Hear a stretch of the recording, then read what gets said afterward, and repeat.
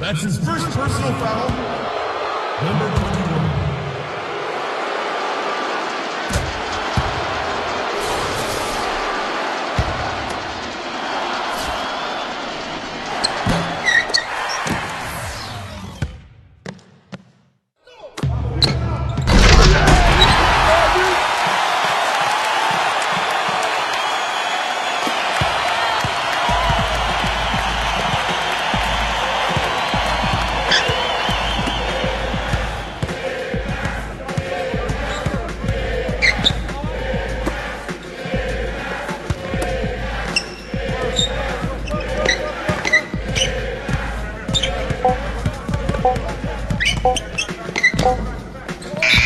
Shot clock violation.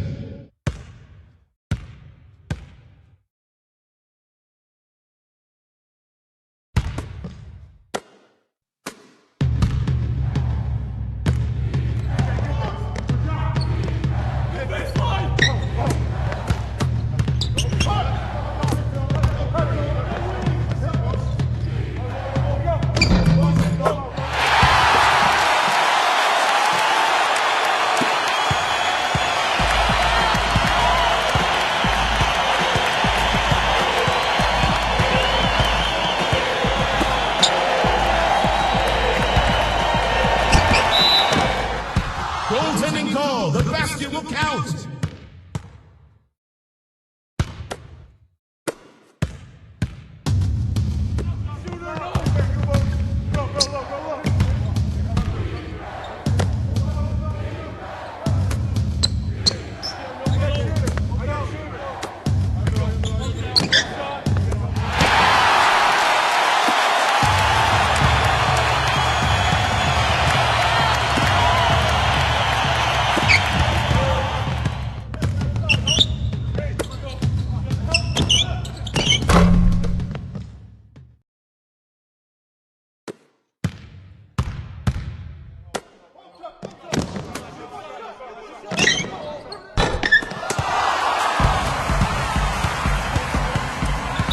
Defensive foul.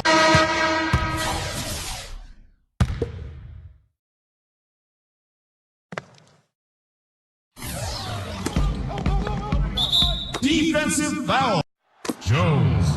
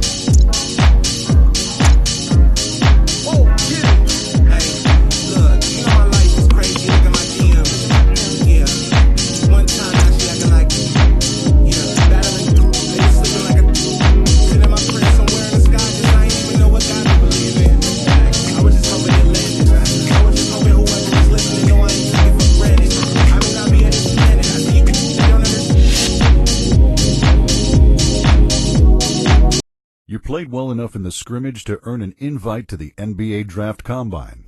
This is a huge opportunity for you, but it comes with some risk. A solid showing will raise your stock, but you don't have the big-name pedigree to overcome a flop. You don't want to mess this up, so you hit up your Uncle Kyle for advice. He's the only person close to you who has insight into the draft process. Kyle never made it in the league, but he played overseas for a decade and knows what it takes to be a professional athlete. He flies out to Chicago and lives with you during the lead-up to the Combine. He trains with you and keeps you focused on the task at hand. He's a huge help. Now it's the day before the Combine, and your agent wants to introduce you to some NBA connections who are in town for the weekend. There are deals to be made, but you've got to shake some hands to make them happen. Your uncle thinks you should get in one last practice instead. He doesn't want you to leave anything to chance. You trust both of these guys and can see where they're coming from, but you only have time to do one thing: practice or make connections. What do you want to do?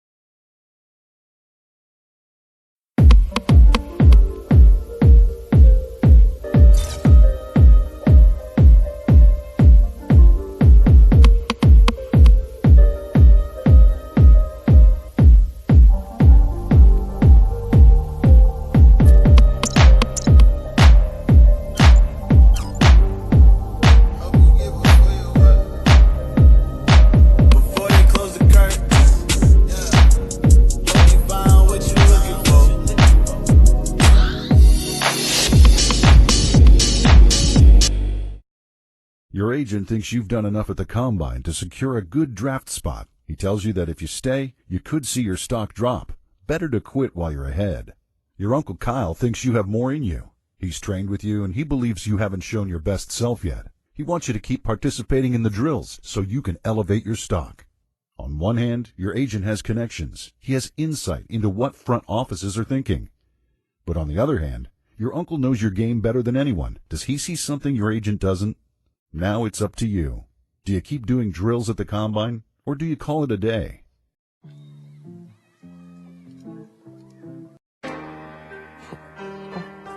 Ring, do you hear me calling?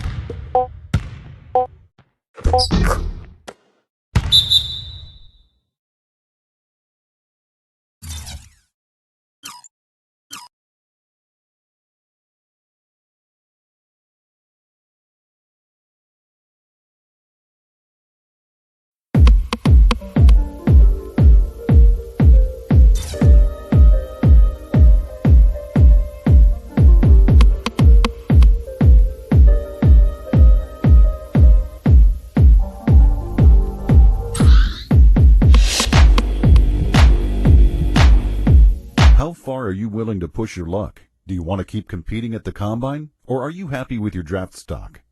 This is your last chance to show everybody what you've got, but any slip-ups and you're in big trouble. There's nothing between now and the draft, so choose wisely.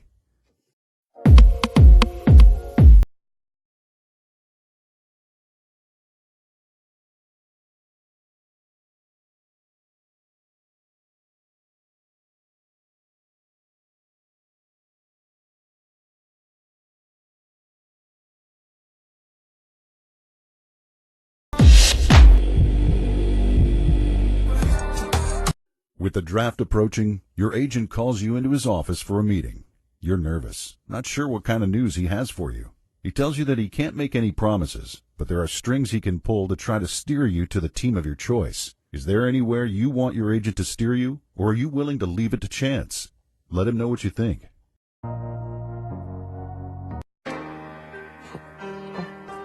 Ring, do you hear?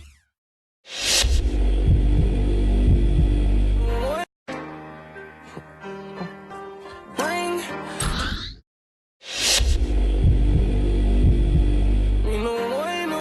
It's draft night, the culmination of a lifetime of hard work. You're surrounded by your friends and family, and you're about to hear your name called by the commissioner. You've got a brand new suit on, and it feels a little funny.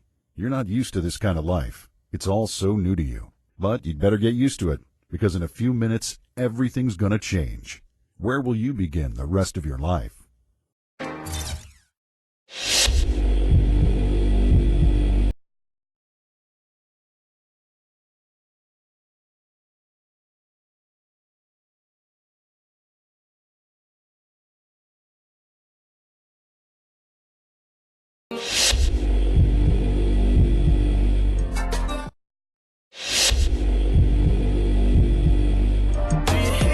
You've been practicing with your teammates in the lead up to the preseason, and you're starting to mesh a little, but you're still a rookie, and you're a long way from earning their respect.